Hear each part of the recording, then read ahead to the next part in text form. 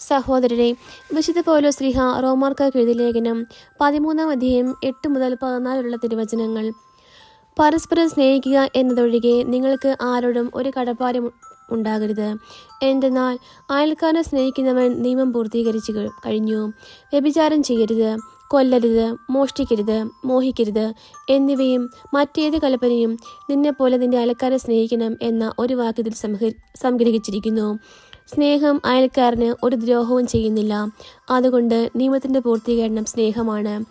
ഇതെല്ലാം ചെയ്യുന്നത് കാലത്തിൻ്റെ പ്രത്യേകത അറിഞ്ഞുകൊണ്ട് വേണം. നിദ്ര വിട്ടുണരേണ്ട മണിക്കൂറാണല്ലോ ഇത്.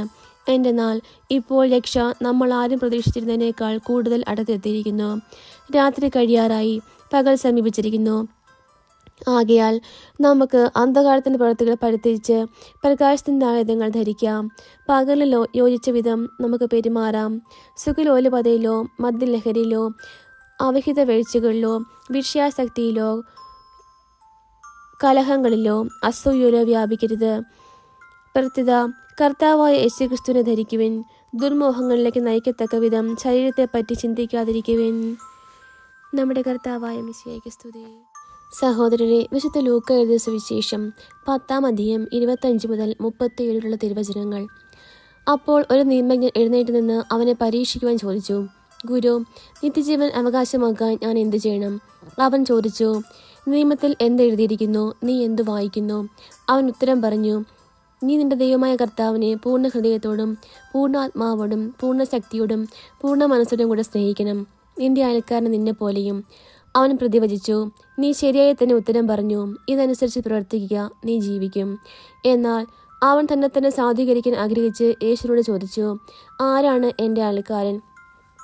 യേശു പറഞ്ഞു, ഒരുവൻ ജെറുസലേമിൽ നിന്ന് ജെറീക്കോയിലേക്ക് പോവുകയായിരുന്നു. അവൻ കവർച്ചക്കാരുടെ കയ്യിൽപ്പെട്ടു. അവർ അവൻ്റെ വസ്ത്രങ്ങൾ ഉരിഞ്ഞെടുത്ത് അവനെ പ്രഹരിച്ച് അർദ്ധപ്രാണനാക്കിയിട്ട് പോയി കളഞ്ഞു. ഒരു പുരോഹിതൻ ആ വഴി വന്നു. അവനെ കണ്ട് മറുവശത്തുകൂടെ കടന്നുപോയി.